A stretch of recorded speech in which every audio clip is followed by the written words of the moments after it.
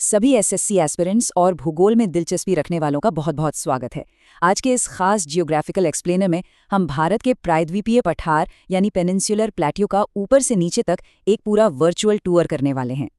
देखिए, आगामी एसएससी परीक्षाओं में भूगोल अक्सर वो गेम चेंजर साबित होता है जो मेरिट लिस्ट तय करता है।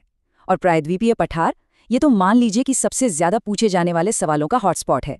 आज हम सिर्फ रट्टा नहीं मारेंगे, बल्कि नक्शे के सहारे एक ऐसा सॉलिड फ्रेमवर्क तैयार करेंगे जिससे ये हाई स्कोरिंग फैक्ट्स हमेशा के लिए दिमाग में लॉक हो जाएं। तो चलिए शुरू करते हैं। ओके, बिना देरी किए आज के एजेंडे पर नजर डालते हैं। जानकारी को अलग अलग हिस्सों में बांटकर याद रखना एग्जाम क्रैक करने की सबसे बेहतरीन रणनीति होती है। आज हम कवर करेंगे पहला, प्रायद्वीपीय पठार की एकदम सटीक परिभाषा। दूसरा, मध्य उच्चभूमि या सेंट्रल हाईलैंड्स। तीसरा, दक्षिणी दक्कन का पठार। चौथा, सबसे ज्यादा पूछा जाने वाला टॉपिक, पश्चिमी बनाम पूर्वी घाट। और पांचवां, हमारे सेशन का फिनाले, एक शानदार एसएससी रैपिड फायर क्विज। तो सीधे चलते हैं हमारे पहले सेक्शन पर, प्रायद्वीपीय पठार की परिभाषा। बेसिक कॉन्सेप्ट्स क्लियर हों तो एग्जाम के प्रेशर में चीजें भूलने का डर नहीं रहता।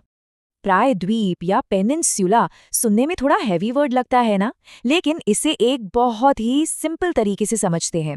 इमेजिन कीजिए एक पिज़्ज़ा का विशाल तिकोना स्लाइस जिसे समुद्र में डुबोरा जा रहा है। भारत का दक्षिणी हिस्सा बिल्कुल ऐसा ही है। इसके पूर्व में बंगाल की खाड़ी है, पश्चिम में अरब सागर है और दक्षिण में हिंद महासागर है। तीन तरफ पानी और एक तरफ हमारी विशाल मुख्य भूमि, बस यही प्रायद्वीप है। और पठार या प्लाटियो किसे कहते हैं? इसके लिए एक लिविंग रूम के बीच में रखी मजबूत सपाट कॉफी टेबल की कल्पना कीजिए। ये जमीन से उठा हुआ तो है, लेकिन इसका टॉप पहाड़ों की तरह नुकीला नहीं बल्कि एकदम सपाट होता है। और मजे की बात यह है कि भारत का ये पठार कोई आम टेबल नहीं है, बल्कि प्राचीन गोंडवाना लैंड की पुरानी चट्टानों से बना एक बेहद स्थिर और पुराना भूभाग है। चलिए आगे बढ़ते हैं सेक्शन 2 की तरफ, मध्य उच्चभूमि या सेंट्रल हाईलैंड्स की खोज।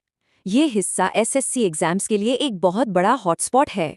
नर्मदा नदी के उत्तर में ये मध्य उच्चभूमि स्थित है और यहाँ हमें भूगोल के कुछ बहुत ही दिलचस्प उदाहरण मिलते हैं। सबसे पहले है अरावली रेंज, जो दुनिया की सबसे पुरानी पर्वत श्रृंखलाओं में से एक है। ये एक फोल्ड माउंटेन है। सोचिए जैसे किसी गलीचे को दोनों तरफ से धक्का देकर सिकोड़ दिया गया हो।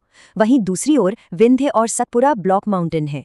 इन्हें आप किसी लिफ्ट शाफ्ट की तरह समझ सकते हैं, जिन्हें टेक्टोनिक ताकतों ने सीधे ऊपर की ओर धकेल दिया हो।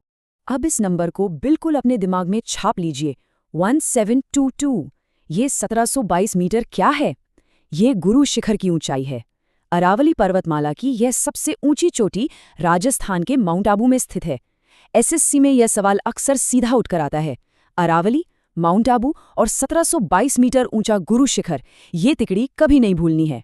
इसी उच्चभूमि के पूर्वी हिस्से की तरफ देखें तो हमें मिलता है छोटा नागपुर का पठार।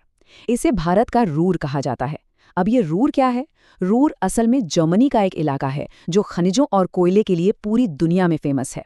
भारत में यह काम छोटा नागपुर का पठार करता है। यह लौह अयस्क और कोयले का इतना बड़ा खजाना है कि इसे भारत का औद्योगिक हृदय कहा जाता है।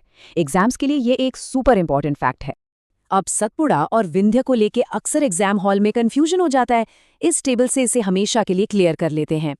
सतपुड़ा की सबसे ऊंची चोटी है धूपगढ़, जो 1350 मीटर ऊंची है और महादेव पहाड़ियों में है, जबकि विंध्य की सबसे ऊंची चोटी सद्भावना शिखर है। इन दोनों को अलग अलग बॉक्स में दिमाग में स्टोर करें ताकि कोई मिक्सअप ना हो। इसी टेबल में हमने मैकाल श्रेणी का जिक्र किया, जहां अमरकंटक का पठार है। ये बॉक्साइट का एक विशाल भंडार तो है ही, लेकिन एग्जाम के नजरिए से इसकी एक और खासियत बहुत महत्वपूर्ण है। यहीं से दो बड़ी नदियां निकलती हैं, नर्मदा जो पश्चिम की ओर बहती है और सोन जो उत्तर की ओर जाती है। नदियों के उद्गम स्थलों पर हमेशा सवाल बनते हैं, तो इसे बिल्कुल मिस मत कीजिएगा। शिफ्ट करते हैं अपने अगले पड़ाव की ओर, सेक्शन 3, दक्षिणी दक्कन का पठार। दक्कन के पठार का शेप बहुत ही मजेदार है। ये नर्मदा नदी के ठीक नीचे एक उल्टे त्रिभुज की तरफ फैला है। सतपुड़ा और महादेव पहाड़ियां इसकी उत्तरी सीमा बनाती हैं और ये नीचे केरल, तमिलनाडु और महाराष्ट्र तक जाता है। इसके दोनों तरफ पश्चिमी और पूर्वी घाट एक नेचुरल बाउंड्री का काम करते हैं। इसका ढलान पश्चिम से पूर्व की तरफ है, इसीलिए गोदावरी और कृष्णा जैसी नदियां पूर्व की ओर बहती हैं। और यहाँ आता है भूगोल का एक बहुत बड़ा ट्रिक, जहाँ अक्सर गलती हो जाती है। अगर हम उत्तर पूर्व में मेघालय, कार्बी एंगलोंग या उत्तरी कछार की पहाड़ियों को देखें तो लगता है कि अरे ये तो हिमालय का हिस्सा होंगी। लेकिन बिल्कुल नहीं, ये असल में दक्कन के पठार का ही पूर्वी एक्सटेंशन है। बीच में मालदा गैप आ जाने की वजह से ये मुख्य हिस्से से अलग दिखती हैं। इसे जरूर याद रखिएगा। चलिए बढ़ते हैं सेक्शन 4 की तरफ, पश्चिमी बनाम पूर्वी घाट। इंडियन ज्योग्राफी में इससे ज्यादा सवाल शायद ही किसी तुलनात्मक टॉपिक से आते हैं। तो क्रूशल पॉइंट क्या है? पश्चिमी घाट बिल्कुल एक अटूट दीवार की तरह हैं। इन्हें पार करने के लिए आपको सिर्फ प्राकृतिक दर्रों या माउंटेन पासेस का ही सहारा लेना पड़ेगा। दूसरी तरफ पूर्वी घाट टूटी फूटी पहाड़ियों की तरह हैं। महानदी, गोदावरी और कृष्णा जैसी शक्तिशाली नदियों ने इन्हें बीच बीच में से काट दिया है। एक एकदम कंटिन्यूअस है और दूसरा कटा-फटा। और डेटा के जरिए ये अंतर बिल्कुल क्रिस्टल क्लियर हो जाता है। पश्चिमी घाट काफी ऊंचे हैं, औसतन 1200 मीटर, जबकि पूर्वी घाट सिर्फ 600 मीटर के करीब है। लेकिन असली एग्जाम फोल्डर हैं इनकी चोटियां। पश्चिमी घाट की सबसे ऊंची चोटी अनाईमुडी है, जो 2695 मीटर ऊंची है, और पूर्वी घाट की सबसे ऊंची चोटी जिंदागढ़ा है। इन दोनों के नाम एकदम जुबान पर होने चाहिए। अब देखते हैं कि पश्चिमी घाट की उस अटूट दीवार को पार कैसे किया जाता है। इसके लिए उत्तर से दक्षिण की ओर 3 बहुत ही महत्वपूर्ण पासेज हैं। सबसे ऊपर है थाल घाट, जो मुंबई को नासिक से जोड़ता है। उसके ठीक नीचे आता है भोर घाट, मुंबई और पुणे के बीच का मेन लिंक। और सबसे नीचे दक्षिण में है पाल घाट, जो नीलगिरी और अन्नामलाई पहाड़ियों के बीच से होकर केरल को तमिलनाडु से जोड़ता है। इनका उत्तर से दक्षिण का क्रम बार बार पूछा जाता है।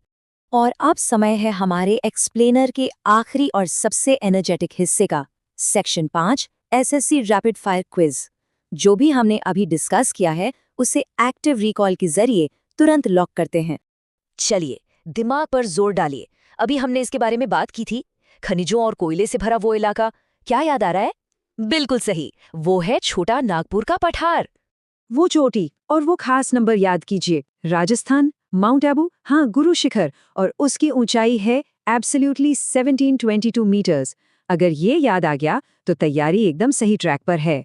वो 2 घाटों वाला कंपैरिजन याद है? एक अटूट दीवार थी और एक टूटी हुई।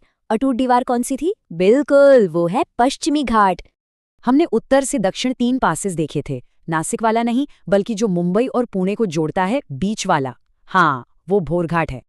अनाईमुडी तो पश्चिमी घाट की थी, लेकिन पूर्वी घाट की 1690 मीटर वाली सबसे ऊंची चोटी कौन सी थी? एकदम सही, वो जिंदागढ़ा है। इसी के साथ हमारा ये क्विक रिवीजन भी पूरा हुआ। तो इस एक्सप्लेनर को हम एक बहुत ही शानदार विचार के साथ खत्म करते हैं। ये जानना कि हमारा प्रायद्वीपीय पठार प्राचीन गोंडवाना लैंड के टूटने से बना है, सिर्फ हमें एग्जाम में मार्क्स ही नहीं दिलाता, बल्कि ये समझाता है कि भारत के पास आज इतनी अपार खनिज संपदा क्यों है। करोड़ों साल पहले हुई उस टेक्टोनिक हलचल की वजह से ही आज हमारी अर्थव्यवस्था को इतनी पावर मिल रही है। भूगोल को अगर समझकर पढ़ा जाए तो ये रटने की चीज नहीं, बल्कि एक दिलचस्प कहानी बन जाती है। आज के इस सेशन में जुड़ने के लिए बहुत बहुत शुक्रिया और आपकी आने वाली परीक्षाओं के लिए ऑल द बेस्ट।